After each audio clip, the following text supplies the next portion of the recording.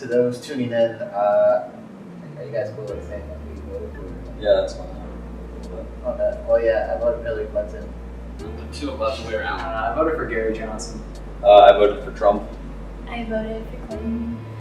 Clinton. Cool. So yeah, now we're just having like an open discussion on where do we go from here. Yeah, but I mean that serves as an example for our whole entire nation that we need to learn to work together no matter where your political stance are. And I think it's really important that we use political figures, no matter what their party is, to work with each other, because that serves as an example for the rest of the United States.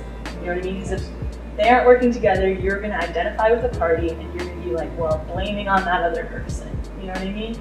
So these political figures have a lot of power. You can just show an example for the next 4 years.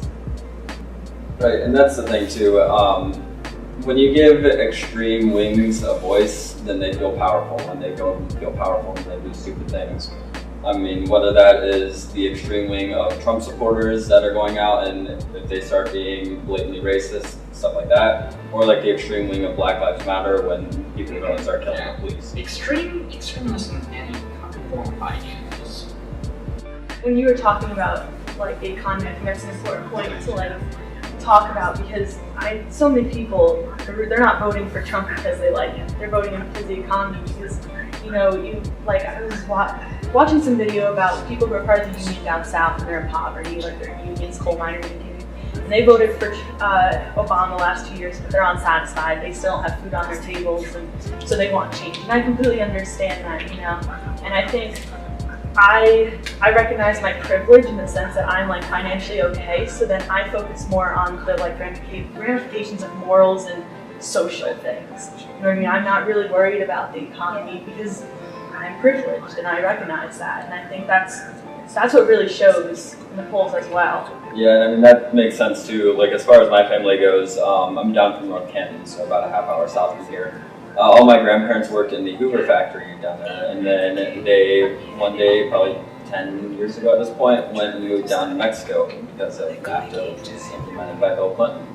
So my one set of grandparents were retired by that time, so it was okay for them, but my other set of grandparents were a year short of getting their retirement. So they never had a pension from it, so they had to go and start driving trucks. And that to me, I mean, I saw the stress of that put on them when they were going through that transition, and it really hurt our community too, because all of a sudden we had tax dollars that weren't coming in to keep our roads up and whatnot. So I mean that's why my stance is like it is on free trade. Do you guys really think that we need like a wall?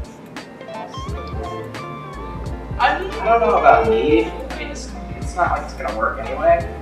I kind of find a little bit of hypocrisy because our government under the Obama administration gave Mexico a bunch of money to build a wall along the Ecuadorian border with, it's not Ecuador, but it's country directly south of it. But I mean, we've given money to countries to improve their security and things like that. And then as soon as we hear, let's build a wall, automatically it's opposed because Donald Trump's saying it, whereas we need to actually look at the prospect of building a wall and whether or not it's going to be effective.